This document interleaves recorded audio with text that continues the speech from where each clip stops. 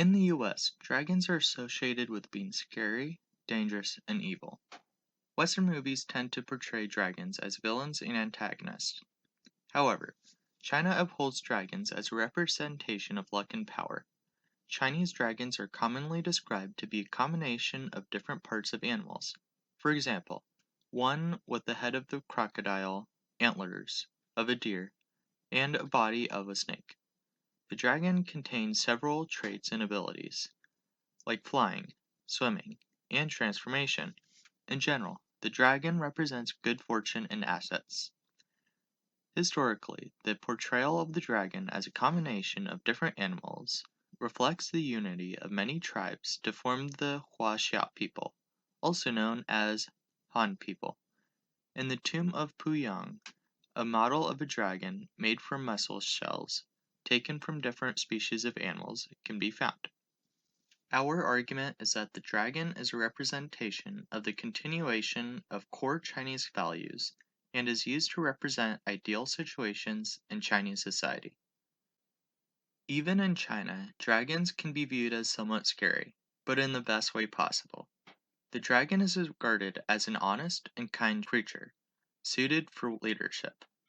Rulers in China are often compared with dragons because the role of a ruler is to have control over China in a humane, unbiased way. Comparing political figures to dragons is an expression of respect for leaders because dragons are considered as among the four smartest creatures, the others being unicorns, phoenixes, and tortoises. Dragons are believed to be liable for hailstorms, thunder, tornadoes, strong winds, and lightning. Thus, dragon dancing is a common ritual in rural communities as to increase the likelihood of rain and better weather. In addition, tiny dragons are often made of pottery to publicly display prayers requesting rain. There are three large differences between what the Chinese dragon and American bald eagle represent. The dragon represents a collective unity between the people of China. Different parts of the dragon represent that each group of people will contribute towards the common good of China. On the other hand, the bald eagle serves as a symbol of individualism, going through harsh times for oneself's own interest. The bald eagle being a representation of individualism stemming from when the US officially gained independence from the British in 1785.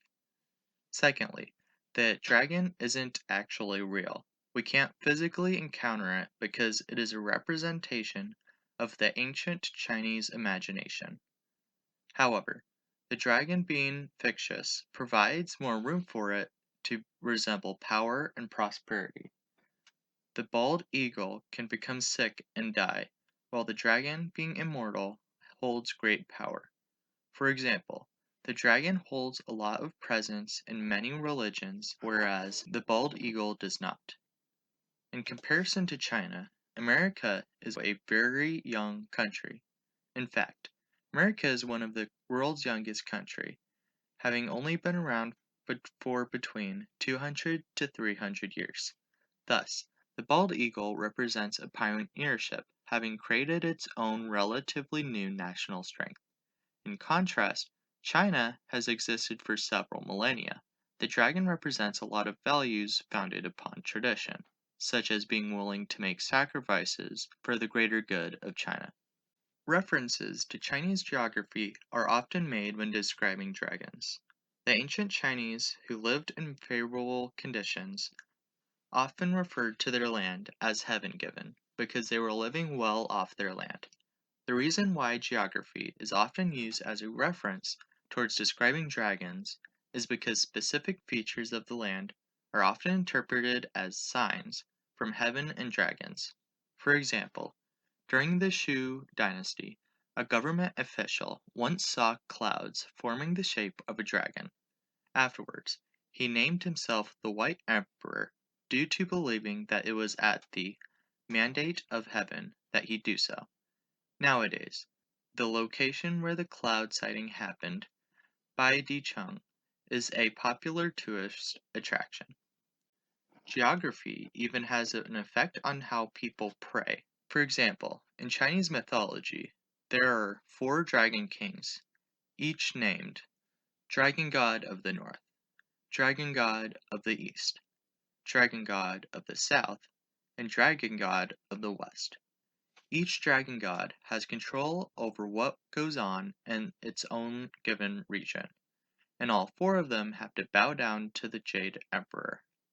People still pray to the Dragon King closest geographically to their location, mainly for good luck. Common times to do so are during Chinese New Year and the Dragon Boat Festival. Dragon robes started to become popular in 1934 when Travis Banton, a popular Hollywood designer, created a dragon dress for Anna May Wong, a famous Chinese-American actress. Ever since, dragons in Chinese fashion still manage to catch people's attention for their intricate designs and vibrant colors. It's almost as if the dragon adds a vibrant, high-quality touch to its outfits. During the last Qing dynasty, from 1644 to 1911, the clothing was seen as a status symbol, used to tell people apart from the bottom part of society. Dragon robes with golden dragons were only worn during special occasions, especially by people coming from a high social status. Nowadays, wearing dragon-like outfits can be commonly seen during fashion shows.